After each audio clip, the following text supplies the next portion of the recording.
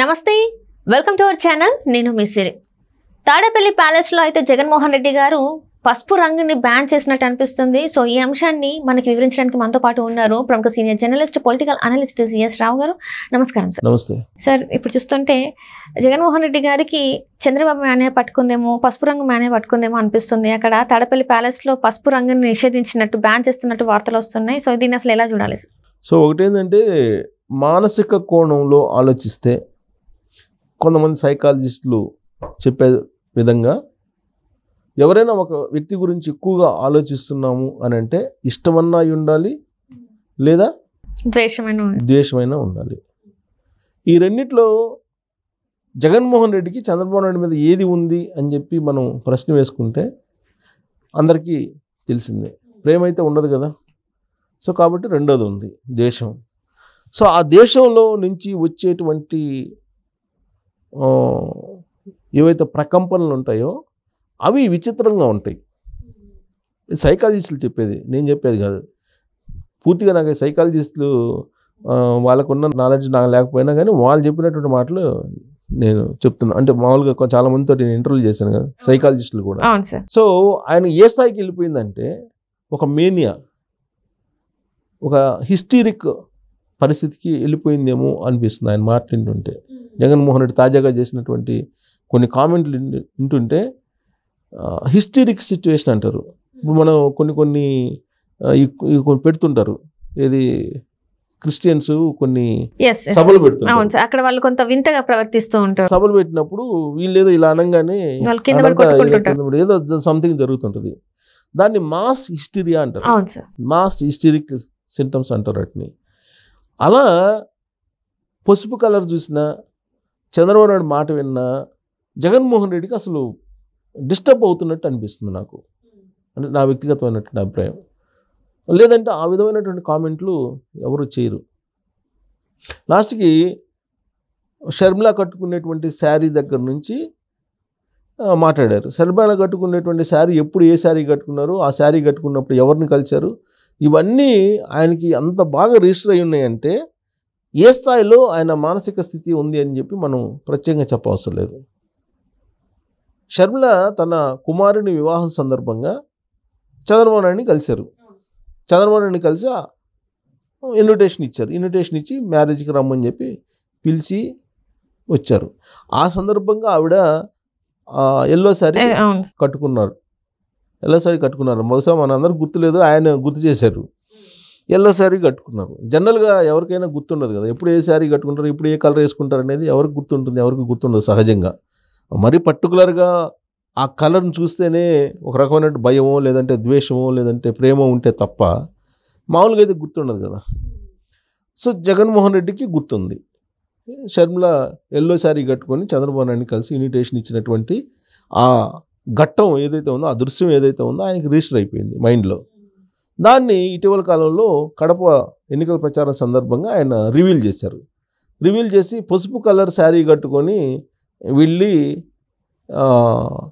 చంద్రబాబు నాయుడుతో కుమ్మక్క అయిపోయినటువంటి వాళ్ళు రాజశేఖర రెడ్డి వారసులా అనేటువంటి ఒక కామెంట్ చేయడం జరిగింది. అప్పుడు వెంటనే సోషల్ మీడియా అలర్ట్ అవుతుంది కదా. ఇప్పుడు ఖచ్చితంగా ఇప్పుడు సోషల్ మీడియా చాలా బలంగా ఉన్నటువంటి మీడియా, దాన్ని ఎవరూ ఆపలేరు. వెంటనే సోషల్ మీడియా అలర్ట్ అయిపోయింది. ఎల్లో డ్రెస్ వేసుకున్నటువంటి భారతిరెడ్డి ఫోటో బయటకు తీశారు. అవును సార్. ఎల్లో డ్రెస్ వేసుకున్నటువంటి విజయలక్ష్మి ఫోటో బయటికి తీశారు, వాళ్ళ మదర్ది. సో అటు విజయలక్ష్మిది, ఇటు భారతిరెడ్డిది, తర్వాత షర్మిలా ఫోటోలు మొత్తం పెట్టేసి మొత్తం ఎల్లో అని చెప్పి బాగా స్ప్రెడ్ చేసేసారు. దానికి అడిషనల్గా షర్మిలా ఏం చేశారు, షర్మిలా ఏం కామ్గా ఉండరు కదా. ఆవిడకు ఇప్పుడు ఆవిడ మీద దాడి చేసినప్పుడు ఆవిడ కూడా ప్రతి దాడి చేస్తారు కదా, కొంచెం అటు ఇటుగా ఉంటుంది కదా. సో ఆవిడేం దాడి చేశారు, అసలు పసుపు కలర్ కట్టుకున్నటువంటి శారీ గురించే మాట్లాడుతున్నావు అని అంటే మహిళల పట్ల నీకున్నటువంటి గౌరవం ఏంటనేది అర్థమవుతుంది. మహిళలు అంటే నీకు అసలు గౌరవం లేదు అనేటువంటి కామెంట్ చేస్తూ, సాక్షి పేపరు, సాక్షి ఛానల్ కలర్స్ ఏంటి అని చెప్పి అడిగారు. అవును, బ్లూ, ఎల్లో అండ్ రెడ్ అని లాగా ఉంటుంది, తెలుసు. ఎల్లో ఉంటుంది, మొత్తం ఎల్లో మిక్సింగ్. సో మరి దానికే సమాధానం చెప్తాడు జగన్మోహన్ రెడ్డి. అది కూడా రాజశేఖర రెడ్డి గారే పెట్టాలని చెప్పేసి, ఎల్లో కలర్ పెట్టాలని చెప్పేసి సూచించారని చెప్పేసి వార్తలు ఉన్నాయి. ఇప్పుడు ఎల్లో కలర్ అనేది దాని మీద ఆ కలర్స్ దాని మీద నిపుణులు చెప్పేది ఏంటంటే ఒక్కొక్క సబ్జెక్ట్ మీద ఒక్కొక్కరికి ఎక్స్పెక్టేషన్ ఉంటుంది. దాని గురించి చెప్పేవాళ్ళు ఏంటంటే ఎల్లో అనేది శుభసూచకం, అందుకే గడపలకి ఎల్లో కలర్ వేస్తుంటారు. మరి ఎల్లో కలర్ వీళ్ళ మరి జగన్మోహన్ రెడ్డి ఇంట్లో మరి ఉందో లేదో తెలియదు. అంటే జనరల్గా హిందువులు ఏంటంటే గడపలకి ఒక శుభసూచకంగా పసుపు రాస్తూ ఉంటారు. అవును సార్. తర్వాత లేడీస్ ఎక్కడికి వెళ్ళినప్పుడు కూడా పూజలకి, పెళ్ళిళ్ళకి వెళ్ళినప్పుడు, గుళ్ళకి వెళ్ళినప్పుడు ఖచ్చితంగా పసుపుని వాడుతూ ఉంటారు, పసుపు కలర్ని వాడుతుంటారు, పసుపుని వాడుతూ ఉంటారు. అంత శుభసూచకం పసుపు కలర్ అని అంటూ ఉంటారు. బహుశా రాజశేఖర రెడ్డి ఆ కోణం నుంచి భావించి పసుపు కలర్ని సజెస్ట్ చేశారో తెలియదు. బట్ ఇది కారణం ఏదైనప్పటికి కూడా ప్రస్తుతం కాదు, మొదటి నుంచి కూడా వాళ్ళ మీడియాకు సంబంధించి పేపర్ కానీ లేదంటే ఛానల్ కానీ ఎల్లో కలర్ మిక్సింగ్లోనే ఉన్నాయి కదా. మరి దాని ప్రశ్న ఏంటి, దాని ఎల్లో సాక్షి మొత్తం కూడా ఎందుకు ఎల్లో వాడుతున్నావు అని చెప్పి షర్మిల అడిగారు. మరి దానికి సమాధానం చెప్పాలి కదా. ఇప్పుడు ఆవిడ ఆ మాట అన్న తర్వాత ఒక్కరు కూడా మాట్లాడాల, దానికి రిప్లై అయితే ఇవ్వాలి కదా, లేదా సాక్షి కలర్ అన్నా మార్చుకోవాలి. అంటే బ్లూగా మార్చుకోమంటారా? ఎట్టన్నా మార్చుకోవాలి, వాళ్ళ ఇష్టం, వాళ్ళ ఛానల్, వాళ్ళది ప్రైవేటు ఆర్గనైజేషను, వాళ్ళ ఇష్టం కదా. అది షర్మిల వేసినటువంటి ప్రశ్నకు సమాధానం అయితే ఇవ్వాలి కదా.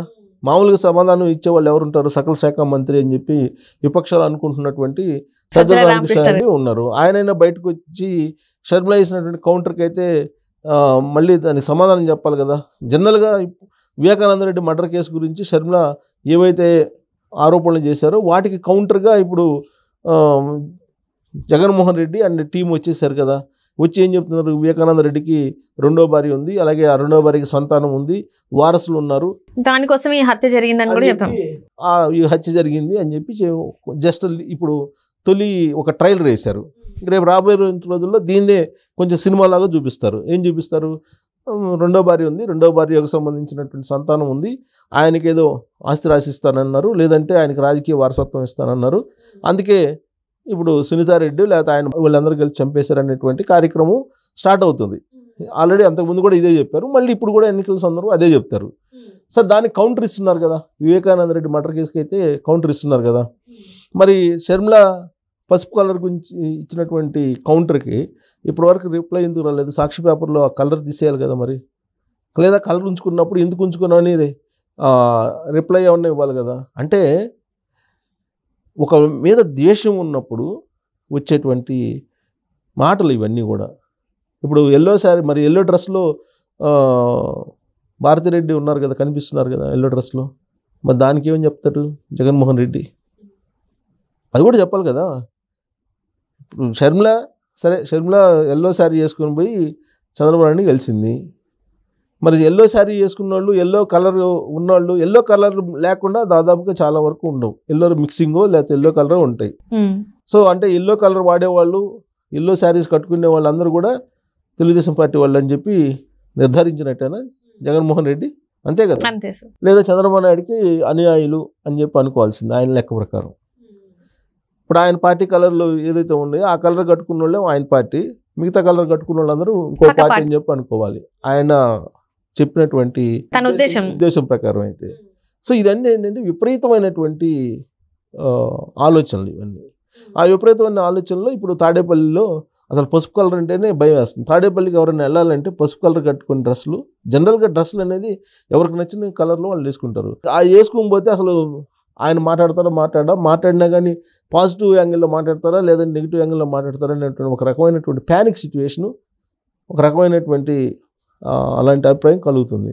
అంటే చంద్రబాబు నాయుడు పసుపు కలర్ మేనియా అనేది బాగా వెంటాడుతుంది జగన్మోహన్ రెడ్డిని అనేటువంటి పరిస్థితి ఆయన వ్యాఖ్యల ద్వారా కనిపిస్తుందని చెప్పి అనుకోవడానికి అవకాశం ఉంది. Right sir, right. Thank you so much sir. Thank you.